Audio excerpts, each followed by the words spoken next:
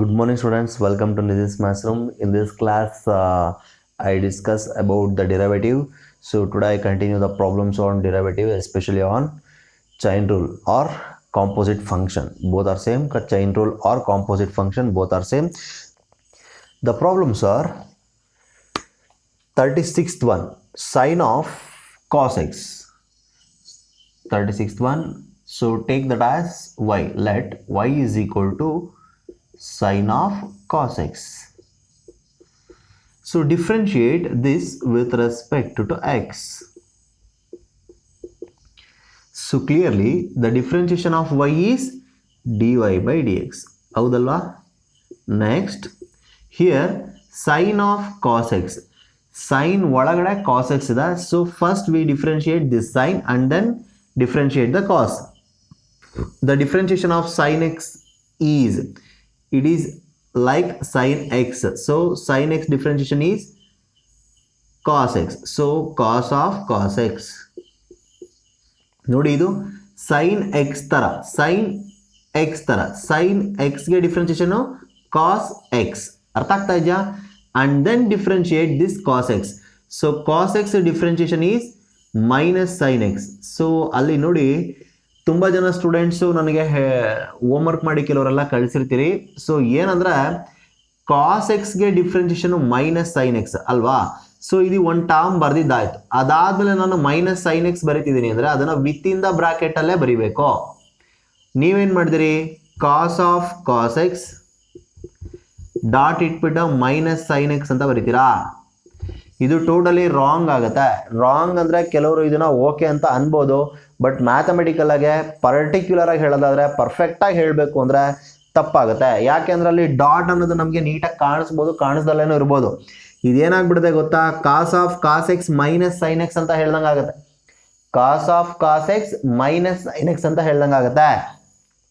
ಅದು with in the bracket ಅಲ್ಲಿ ಇದ್ರೆ ಪರ್ಟಿಕ್ಯುಲರ್ ಆಗಿ ಪರ್ಫೆಕ್ಟ್ ಆಗಿ ಪ್ರಾಡಕ್ಟ್ ಅಂತ ಹೇಳ್ದಾಗುತ್ತೆ. ನಮ್ಗೆ ಇಲ್ಲಿ ಪ್ರಾಡಕ್ಟ್ ಬರಬೇಕಾಗಿರೋದು these two terms must be in product.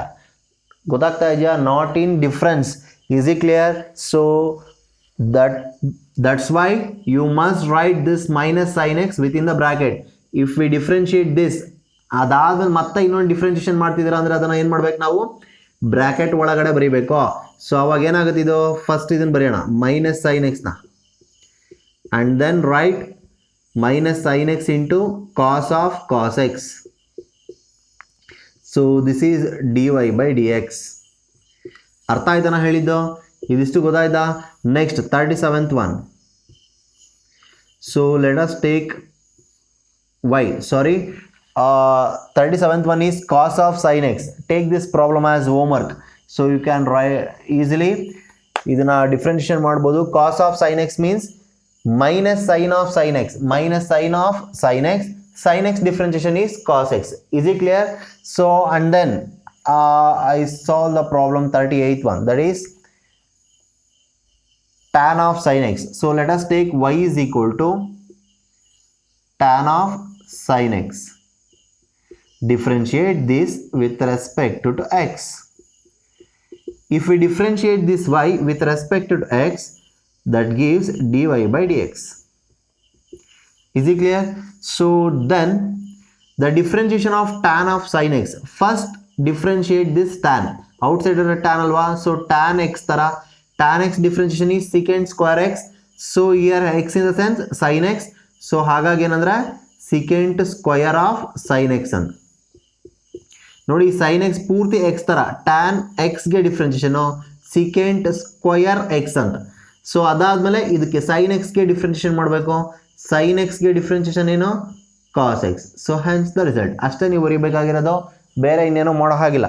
ಅರ್ಥ ಆಯ್ತಾ? ಸೊ ಅದಾದ್ಮೇಲೆ next take this 39th one as homework and also 40th one as also homework. Secant of tan ಎಕ್ಸ್ಗೆ ಸಿಕೆಂಟ್ ಎಕ್ಸ್ ತರ, ಫಸ್ಟ್ ಸಿಕೆಂಟ್ ಎಕ್ಸ್ಗೆ ಡಿಫ್ರೆನ್ಷಿಯೇಷನ್ ಏನು? Secant x into tan x ಅಂದರೆ secant of cos x into tan of cos x. ಅದಾದ್ಮೇಲೆ cos ಎಕ್ಸ್ಗೆ differentiation ಮಾಡ್ತೀರಾ? Cos ಎಕ್ಸ್ಗೆ differentiation ಏನು? Minus sine x. ಆ ಮೈನಸ್ ಸೈನ್ ಎಕ್ಸ್ನ ಬ್ರಾಕೆಟ್ನಲ್ಲಿ ಬರೀಬೇಕು, ಆ ಥರ. ಅರ್ಥ ಆಯ್ತಾ? ಅಂಡ್ ದೆನ್ 41st ಅದನ್ನು ನಾನೇ ಸಾಲ್ವ್ ಮಾಡ್ತೀನಿ. So 41st let us take that as y. y is equal to cosecant of tan x. Cosecant of tan x. So differentiate this with respect to x. The differentiation of y is dy by dx. So cosecant x differentiation is minus cosecant x into cot x. So minus cosecant of tan x into cot of tan x into, and then differentiate this tan x. The differentiation of tan x is secant square x. Is it clear? So cosecant x differentiation is minus cosecant x into cot x ಅಂತ ಬರೀತೀವಿ. Here cot x in the sense tan x ಅಂತ. So ಹಾಗಾಗಿ tan x ಹಾಗೆ ಬರ್ತಿದ್ದೀನಿ. ಅದಾದ್ಮೇಲೆ cosecant ಗೆ differentiation ಮಾಡಿದಾದ್ಮೇಲೆ tan ಗೆ ಡಿಫ್ರೆನ್ಸಿಯೇಷನ್ ಮಾಡಬೇಕು. ಸೊ tan x ಗೆ ಡಿಫ್ರೆನ್ಸಿಯೇಷನ್ secant square x ಅಂತ. ಸೊ ಹಾಗಾಗಿ ಆ ತರ ಬರ್ತಿದ್ದೀನಿ. Next take this 42nd one as homework. ನೆಕ್ಸ್ಟ್ 43rd one.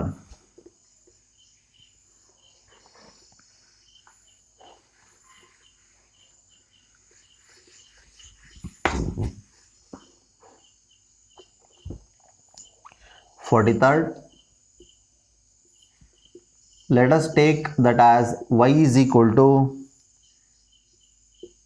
sine of cos square x. So differentiate this with respect to x. So if we differentiate this y with respect to x, that gives dy by dx. So here sin x tara, sin x ke differentiation is cos x. So cos of cos square x. Sin x differentiation is cos x, and then differentiate this cos square x. So cos square x, in the previous class I discussed the differentiation of cos square x. You are all know about the differentiation of cos square x. So how to differentiate the cos square x? So cos square x ke differentiation first 2 cos x ಅಂದ್ರೆ x square ತರ ಅಲ್ವಾ. So x square ಗೆ differentiation 2x ಅಂತ ಬರಿತೀವಲ್ವಾ. ಅದೇ ತರ cos square ಗೆ differentiation 2 cos x into cos x ಗೆ differentiation minus sin x. So ಆ minus sin x ನ ಬ್ರಾಕೆಟ್ ಅಲ್ಲಿ ಬರಿಬೇಕು. ಅರ್ಥ ಆಯ್ತಾ ನಾ ಹೇಳಿದ್ದು? ಸೊ ಇದಾದ್ಮೇಲೆ next dy by dx is equal to, so ಇದೆಲ್ಲಾ ಟರ್ಮ್ಸ್ ಪ್ರಾಡಕ್ಟ್ ಅಲ್ಲಿ ಇರೋದು. So plus into plus is plus, plus into minus is minus. So ಅದನ್ನ ಫಸ್ಟ್ ಬರಿತಾ ಇದ್ದೀನಿ. ಅದಾದ್ಮೇಲೆ 2 ಫಸ್ಟ್ sin x ಬರೆಯೋಣ, ಅಂಡ್ ದೆನ್ cos x. ಯಾಕೆ ಸರ್ ಫಸ್ಟ್ sin x ಬರೆದ್ರಿ ಅಂದ್ರೆ 2 sin theta into cos theta format ನಲ್ಲಿ ಬರುತ್ತಲ್ವಾ. So that's why I write first sin x. So 2 sin x into cos x and then cos of cos square x. Is it clear? So dy by dx is equal to minus 2 sin theta into cos theta in the sense sin 2 theta. That's why I write sin 2x into cos of cos square x. So is the answer. Is it clear? ಅರ್ಥ ಆಯ್ತಾ ನಾ ಹೇಳಿದ್ದು? ಅದಾದ್ಮೇಲೆ 44th one, take this problem as homework. Cos of sin square x. Next 45th one. So let us take that as y. So let y is equal to tan of secant square x. So differentiate with respect to x. So if we differentiate this with respect to x, that gives dy by dx is equal to, the differentiation of tan x is secant square x. So the differentiation of tan x is secant square x, secant square of secant square x. Here x is in the sense secant square x. So that's why I write secant square of secant square x into, then differentiate this secant square x with respect to x. So it is in the form of x square. So x square differentiation is 2x. That's why the differentiation of secant square x is 2 secant x into, so secant x differentiation is secant x into tan x. ಕರೆಕ್ಟಾಗಿ observe ಮಾಡಿ, secant square x ಗೆ differentiation 2 secant x ಅಂತ. ಅದಾದ್ಮೇಲೆ secant x ಗೆ differentiate ಮಾಡಬೇಕು. So secant x into tan x ಅಂತ. ಇಲ್ಲಿ function ಒಳಗಡೆ ಒಂದು ಫಂಕ್ಷನ್, ಅದರೊಳಗಡೆ ಇನ್ನೂ ಒಂದು ಫಂಕ್ಷನ್, ಮೂರು ಫಂಕ್ಷನ್ ಸೇರ್ಕೊಂಡಾಗೆ ಫಸ್ಟ್ ಔಟ್ ಸೈಡ್ ಇರುವಂಥ ಫಂಕ್ಷನ್ಗೆ ಡಿಫ್ರೆನ್ಷಿಯೇಷನ್ ಮಾಡ್ತೀವಿ. ಟ್ಯಾನ್ಗೆ ಡಿಫ್ರೆನ್ಷಿಯೇಷನ್ secant ಸ್ಕ್ವೇರ್, ಅದು ಎಕ್ಸ್ ಇರೋದ್ರಿಂದ ಅದನ್ನು ಎಕ್ಸ್ ಫಾರ್ಮೆಟ್ನಲ್ಲಿ ಇರೋದ್ರಿಂದ ಅದನ್ನು ಹಾಗೆ ಬರ್ಕೊಳ್ಬೇಕು. So secant square of secant square x ಅಂತ ಆಗುತ್ತೆ. ಇದನ್ನ secant to the power of 4x ಅಂತ ಬರೆಯೋ ಹಾಗಿಲ್ಲ. Secant to the power of 4x ಅಂತ ಬರೆಯೋ ಹಾಗಿಲ್ಲ. ಕಾರಣ ಏನಂದರೆ ಇದು ಫಂಕ್ಷನ್, ಅದ್ರ ಒಳಗಡೆ ಇನ್ನೊಂದಿರೋದು. ಇವೆರಡು ಮಲ್ಟಿಪ್ಲಿಕೇಶನ್ ಅಲ್ಲ, ಇದ್ರ ಒಳಗಡೆ ಬಂದಿರುವಂಥ ಫಂಕ್ಷನ್ ಇದು ಕಾಂಪೋಸಿಟ್ ಫಂಕ್ಷನ್ ಅಂತ ಕರಿತೀವಿ. ಸೊ ಒಂದು ಫಂಕ್ಷನ್ ಒಳಗಡೆ ಇನ್ನೊಂದು ಫಂಕ್ಷನ್ ಅಸೈನ್ ಆಗಿರೋದು. ಸೊ ಅವೆರಡೂ ಮಲ್ಟಿಪ್ಲೈ ಮಾಡೋ ಹಾಗಿಲ್ಲ. ಅರ್ಥ ಆಯ್ತಾನ ಹೇಳಿದ್ದು? ಅದಾದಮೇಲೆ next concept secant square X ಅನ್ನೋದನ್ನ ಸೀಕೆಂಟ್ ಎಕ್ಸ್ ಹೋಲ್ ಸ್ಕ್ವೇರ್ ಥರ ಅದನ್ನು ಡಿಫ್ರೆನ್ಷಿಯೇಟ್ ಮಾಡಬೇಕು. ಎಕ್ಸ್ ಸ್ಕ್ವೇರ್ ಥರ ಎಕ್ಸ್ ಸ್ಕ್ವೇರ್ಗೆ ಡಿಫ್ರೆನ್ಷಿಯೇಷನು 2x. ಅದಾದಮೇಲೆ ಸೀಕೆಂಟ್ ಎಕ್ಸ್ಗೆ ಡಿಫ್ರೆನ್ಷಿಯೇಟ್ ಮಾಡ್ತೀವಿ. ಇದರೊಳಗಡೆ ಇರುವಂಥ ಸೀಕೆಂಟ್ ಎಕ್ಸ್ಗೆ differentiation secant x into tan x ಅಂತ ಹಾಗೆ ಬರ್ಕೊಂಡಿರೋದು ಇದು. ಅರ್ಥ ಆಯ್ತಾ? ಸೊ ಇಲ್ಲಿ ಏನು ಮಾಡ್ತೀವಿ ಅಂದರೆ first secant x into secant X. ಇದು ನೋಡಿ, ಇವೆರಡು ಫಂಕ್ಷನ್ ಒಳಗಡೆ ಫಂಕ್ಷನ್ ಇಲ್ಲ. ಇಲ್ಲಿ ನೋಡಿ ಸೀಕೆಂಟ್ ಎಕ್ಸ್, ಸೀಕೆಂಟ್ ಒಳಗಡೆ ಇರೋದು ಎಕ್ಸ್, ಇಲ್ಲಿ ಸಪ್ರೇಟ್ ಸೀಕೆಂಟ್ ಎಕ್ಸ್. ಇವೆರಡೂ ಮಲ್ಟಿಪ್ಲೈ ಮಾಡ್ಬೋದು. Secant x into secant X. Secant X ಅನ್ನೋದೇ ಒಂದು ಫಂಕ್ಷನ್ನು, ಸೀಕೆಂಟ್ ಎಕ್ಸ್ ಅನ್ನೋದು ಇನ್ನೊಂದು ಫಂಕ್ಷನ್. ಅವಾಗ ಅವೆರಡು ಫಂಕ್ಷನ್ ನಾವು ಮಲ್ಟಿಪ್ಲೈ ಮಾಡ್ಬೋದು, ಪ್ರಾಡಕ್ಟ್ ತೊಗೊಳ್ಬೋದು. ಬಟ್ ಇದ್ರೊಳಗಡೆ ನೋಡಿ ಸೀಕೆಂಟ್ ಸ್ಕ್ವಯರ್ ಒಳಗಡೆನೆ ಸೀಕೆಂಟ್ ಸ್ಕ್ವೇರ್ ಎಕ್ಸ್ ಬಂದಿರೋದು, ಅದನ್ನು ಮಲ್ಟಿಪ್ಲೈ ಮಾಡೋ ಹಾಗಿಲ್ಲ. ಅರ್ಥ ಆಯ್ತಾ ನಾ ಹೇಳಿದ್ದು? So secant x into secant x ಅಂದರೆ secant square x into tan ಎಕ್ಸ್ನ ಬರೆಯೋಣ. ಅದಾದಮೇಲೆ into secant square of secant square x. ನನ್ನ ಪ್ರೊನೌನ್ಸಿಯೇಷನಲ್ಲಿ ನೀವು ಅಬ್ಸರ್ವ್ ಮಾಡ್ಬೋದು. ನಾನು ಹೇಳಿದೆ 2 ಸೀಕೆಂಟ್ ಸ್ಕ್ವೇರ್ ಎಕ್ಸ್ ಇಂಟು ಅಲ್ಲಿ product tan x into secant square of secant square x ಅಂದರೆ ಇವು ಎಲ್ಲ ಪ್ರಾಡಕ್ಟಲ್ಲಿದೆ. ಇಲ್ಲೂ ಹೇಳ್ಬೇಕಾದ್ರೆ ನೋಡಿ pronunciation secant square of secant square x ಅಂದರೆ ಆಫ್ ಅಂದರೆ ಅದ್ರ ಒಳಗಡೆ ಒಂದು ಫಂಕ್ಷನ್ ಒಳಗಡೆ secant square of secant square x into ಇಲ್ಲಿ ಪ್ರಾಡಕ್ಟ್ ಬಂತು into 2 secant x into again product secant x into tan X. ಅರ್ಥ ಆಗ್ತಾ ಇದೆಯಾ ಹೇಳ್ತಿರೋದು? ನೋಡಿ, ಇಲ್ಲಿ ನಾನು ಸೀಕೆಂಟ್ ಆಫ್ ಸೀಕೆಂಟ್ ಎಕ್ಸ್ ಅಂತ ಹೇಳಿಲ್ಲ, 2 secant x into secant X. ಅದಕ್ಕೆ ಅದನ್ನು ಅವೆರಡನ್ನು ಮಲ್ಟಿಪ್ಲೈ ಮಾಡೋದು, ಅದು ಪ್ರಾಡಕ್ಟ್ ಅದು. ಅರ್ಥ ಆಯ್ತಾ ಹೇಳಿದ್ದು? So again next 46th one and 47th one. Take these two problems as homework: cot of tan square x and cosecant of cot square x. Next I move on to 48. So that is sin square of cos x.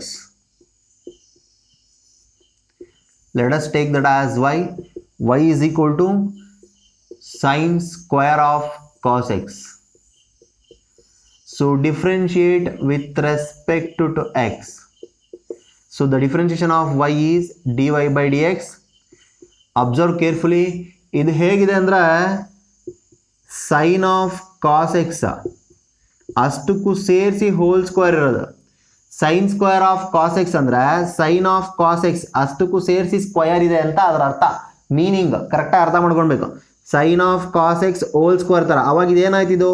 ಇದಿಷ್ಟು ಸೇರಿಸಿ X ಥರ. So X ಸ್ಕ್ವಯರ್ಗೆ differentiation ಏನು? 2x ಅಂತ ಹೇಳ್ತೀವಲ್ವಾ? So ಅದೇ ಫಾರ್ಮೆಟಲ್ಲಿ ಇದನ್ನು ಏನಂತ ಹೇಳ್ಬೋದು? X ಸ್ಕ್ವಯರ್ಗೆ ಡಿಫ್ರೆನ್ಷಿಯೇಷನು 2x ಅಂತ. ಸೊ ಹಾಗಾಗಿ ಏನಂತ ಬರಿಬೋದು ಅದನ್ನು? 2 ಇದು ನೋಡಿ, ಇದನ್ನೇ ಅಬ್ಸರ್ವ್ ಮಾಡಿ, 2x ಇದಿಷ್ಟು ಎಕ್ಸ್ ಅಂತ. So 2 sine of cos x. ಅರ್ಥ ಮಾಡ್ಕೊಳ್ಳಿ. X square differentiation is 2x. ಅರ್ಥ ಆಯ್ತಾ? ಅದಾದಮೇಲೆ ಸೈನ್ ಆಫ್ ಕಾಸ್ ಎಕ್ಸ್ ಇರೋದು. ನಾನು ಅವಾಗಲೇ ಫಸ್ಟ್ ಪ್ರಾಬ್ಲಮ್ ಹೇಳಿದೆ ಸೈನ್ ಆಫ್ ಕಾಸ್ ಎಕ್ಸ್ ಹೇಗೆ ಡಿಫ್ರೆನ್ಷಿಯೇಷನ್ ಮಾಡ್ತೀವಿ ಅಂತ. ಅದೇ ಥರ ಸೈನ್ ಆಫ್ ಕಾಸ್ ಎಕ್ಸ್, ಸೈನ್ಗೆ differentiation cos of cos x. ಅದಾದಮೇಲೆ ಕಾಸ್ ಎಕ್ಸ್ಗೆ ಡಿಫ್ರೆನ್ಷಿಯೇಷನ್ ಏನು? Minus sine x. ಅರ್ಥ ಆಯ್ತಾ ಹೇಳಿದ್ದು? ಸೊ ಇಲ್ಲಿ ನೋಡಿ, ಅಬ್ಸರ್ವ್ ಮಾಡಿ ಕರೆಕ್ಟಾಗೆ, ನೀಟಾಗಿ ನೋಡಿ. 2 ಸೈನ್ ತೀಟಾ ಏನಿದೆ? ತೀಟಾ ಪ್ಲೇಸ್ನಲ್ಲಿ ಕಾಸ್ ಎಕ್ಸ್ ಇದೆ. ಕಾಸ್ ತೀಟಾ ಪ್ಲೇಸ್ನಲ್ಲಿ ಕಾಸ್ ಎಕ್ಸ್ ಇರೋದು ಬ್ಯಾಲೆನ್ಸ್ ಆಗ್ತಾ ಇದೆ. 2 sine theta into cos theta ಥರ. 2 sine theta into cos theta ಏನಂತ ಬರಿತೀವಿ? ಸೈನ್ 2 ತೀಟಾ ಅಂತ ಹೇಳಿ ಬರಿತೀವಿ. So that's why I write sine 2 theta ಅಂದ್ರೇನು? Cos x. ಸೊ ಏನಾಯ್ತಿದು? 2 sine cos x, sorry sine of 2 cos x. 2 sine cos x into cos of cos x ಅಂದರೆ sine 2 cos x ಅಂತ, theta ಅಂದರೆ cos x ಅಲ್ವಾ, ಹಾಗಾಗಿ sine 2 theta ಆಯಿತು. Into minus sine x ಇದೆ, so ಅದನ್ನು ಫಸ್ಟೇ ಬರೆದ್ಬೇಡ, minus sine x into sine of 2 cos x. ಅರ್ಥ ಆಯ್ತಾ ಹೇಳಿದ್ದು? So this is dy by dx. Next take this 49th as homework, then I move on to the 50th one. Let y is equal to tan square of cot x. So differentiate this with respect to x. So dy by dx, the differentiation of y is dy by dx. ಇದು ಹೇಗಿದೆ ಅಂದರೆ tan of cot x whole square ಅನ್ನು ಅದಷ್ಟು ಸೇರಿಸಿ observe ಮಾಡಿ. ನೀವು solve ಮಾಡ್ಕೊಂಡು ಬೇಕಾದ್ರೆ ಇದೇ ಫಾರ್ಮೆಟಲ್ಲಿ ಹೋದರೆ ಈಸಿ ಆಗುತ್ತೆ. ಇದಿಷ್ಟು ನೀವು ಎಕ್ಸ್ ಅಂತ ಅಂದ್ಕೊಳ್ಳಿ, ಎಕ್ಸ್ ಸ್ಕ್ವಯರ್, ಇದಿಷ್ಟು ಸೇರಿಸಿ ಏನೋ ಎಕ್ಸ್ ಸ್ಕ್ವೇರ್, ಎಕ್ಸ್ ಸ್ಕ್ವೇರ್ಗೆ ಡಿಫ್ರೆನ್ಷಿಯೇಷನ್ ಏನಿದು 2x ಅಂತ. ಹಾಗಾಗಿ ಏನಾಗುತ್ತೆ 2 tan of cot x 2x, X ಅಂದರೆ ಟ್ಯಾನ್ ಆಫ್ ಕಾಟ್ ಎಕ್ಸ್, ಹಾಗಾಗಿ 2 tan ಆಫ್ ಕಾಟ್ ಎಕ್ಸ್ ಆಯಿತು. ಅದಾದಮೇಲೆ ಟ್ಯಾನ್ ಆಫ್ ಕಾಟ್ ಎಕ್ಸ್ ಅವಾಗಲೇ ಹೇಳಿದೆ ಅಲ್ವಾ ಆ ಥರ. ಸೊ ಟ್ಯಾನ್ಗೆ ಡಿಫ್ರೆನ್ಷಿಯೇಷನ್ ಏನೋ secant square, so secant square of cot x, ಟ್ಯಾನ್ಗೆ secant square of cot x, secant square of cot x ಆಯಿತು. ಅದಾದಮೇಲೆ ಕಾಟ್ ಎಕ್ಸ್ಗೆ ಡಿಫ್ರೆನ್ಷಿಯೇಷನ್ ಮಾಡಬೇಕು, ಕಾಟ್ ಎಕ್ಸ್ಗೆ ಡಿಫ್ರೆನ್ಷಿಯೇಷನ್ ಏನೋ minus cosecant square x, minus cosecant square x. So ಅದನ್ನು ಹಾಗೆ ಬರೆದಿದ್ದೀನಿ ನೋಡಿ. ಮೈನಸ್ ಕೊಸಿಕೆಂಟ್ ಸ್ಕ್ವೇರ್ ಎಕ್ಸ್ನ ಫಸ್ಟ್ ಬರೆದು ಆಮೇಲೆ ಇದನ್ನು ಬೇಕಾದ್ರೆ ಬರಿಬೋದು, ನೋ ಪ್ರಾಬ್ಲಮ್. ಮತ್ತು ಇನ್ನೊಂದು ಹೇಳ್ತೀನಿ ಕೇಳಿ, ಇಲ್ಲಿ ನಾನು 2 ಸೈನ್ ತೀಟಾ ಕಾಸ್ ತೀಟಾ ಫಾರ್ಮೆಟಲ್ಲಿತ್ತು ಅಂತ ಸೈನ್ 2 ತೀಟಾ ಅಂತ ಬರ್ಕೊಂಡೆ. ಇದಕ್ಕೆ ಯಾವುದು ಫಾರ್ಮುಲಾ ಇಲ್ಲ, ನೀವೇ ಸ್ವಂತ ಕ್ರಿಯೇಟ್ ಮಾಡ್ಕೊಂಡ್ಬಿಟ್ಟು ಟ್ಯಾನ್ ಆಫ್ 2 ಕಾಟ್ ಎಕ್ಸ್ ಅಂತ ಬರೆದ್ಬಿಟ್ಟಿರಾ. ಹಾಗೆಲ್ಲ ಬರೆಯೋ ಹಾಗಿಲ್ಲ, ಅಂಥದ್ದು ಯಾವುದೇ ಥರದ ಫಾರ್ಮುಲಾಗಳಿಲ್ಲ. ಯಾವ ಫಾರ್ಮುಲಾ ಇರುತ್ತೆ ಅದರ ಬೇಸಿಸ್ ಮೇಲೆ ಬರಿಬೇಕು, ಇಲ್ಲದೇ ಇರೋದನ್ನೆಲ್ಲ ಬರಿಬಾರ್ದು. ಅರ್ಥ ಆಯ್ತಾನ ಹೇಳಿದ್ದು? ಫಸ್ಟ್ ಇಯರ್ PUC ಫಾರ್ಮುಲಾಸು ಚೆನ್ನಾಗಿ ಪ್ರಾಕ್ಟೀಸ್ ಆಗಿರಬೇಕು. ಪ್ಲಸ್ ನಾನು ಡಿರೈವೇಟಿವ್ಸ್ ಕ್ಲಾಸಸಲ್ಲಿ ಬಿಗಿನಿಂಗಿಂದ ಏನು ಮಾಡ್ಕೊಂಡು ಬಂದಿದ್ದೀನಿ ಅದೆಲ್ಲ ಚೆನ್ನಾಗಿ ಗೊತ್ತಿರಬೇಕು, ಆ ಫಾರ್ಮುಲಾಸ್ ಎಲ್ಲ ಚೆನ್ನಾಗಿ ಪ್ರಾಕ್ಟೀಸ್ ಆಗಿರಬೇಕು. ಹಾಗಿದ್ದರೆ ಮಾತ್ರ ನಾನು ಹೇಳೋವಂಥದ್ದು ನಿಮಗೆ ನೀಟಾಗಿ ಅರ್ಥ ಆಗುತ್ತೆ, ಇಲ್ಲ ಅಂದರೆ ಅರ್ಥ ಆಗಲ್ಲ. ಅರ್ಥ ಆಗ್ತಾ ಜನ ಹೇಳ್ತಿರೋದು? ಇದಿಷ್ಟು ಕಾನ್ಸೆಪ್ಟ್ಸ್ ಎಲ್ಲ ಗೊತ್ತಾಯ್ತಾ? ಸೊ ಯಾವ ಪ್ರಾಬ್ಲಮ್ಸು ನಾನು ಹೋಮ್ವರ್ಕ್ ಅಂತ ಹೇಳಿ ಮೆನ್ಷನ್ ಮಾಡಿದ್ದೀನಿ ಆ ಪ್ರಾಬ್ಲಮ್ಸ್ಗಳನ್ನ ವರ್ಕೌಟ್ ಮಾಡಿ, ಹಾಗೆ ಈಗ ಹೇಳ್ಕೊಟ್ಟಿರುವಂಥ ಪ್ರಾಬ್ಲಮ್ಸ್ನು ಚೆನ್ನಾಗಿ ವರ್ಕೌಟ್ ಮಾಡಿ. ಮುಂದಿನ ಕ್ಲಾಸಸ್ಸು ಈಸಿ ಆಗುತ್ತೆ. ಇದೆಲ್ಲ ಥರದ ಪ್ರಾಬ್ಲಮ್ಸ್ಗಳು ನಿಮಗೆ ಚೆನ್ನಾಗಿ ಪ್ರಾಕ್ಟೀಸ್ ಆಗಬೇಕು. ಅರ್ಥ ಆಗ್ತಾ ಇದೆಯಾ? So fine, thank you for watching. Thank you one and all.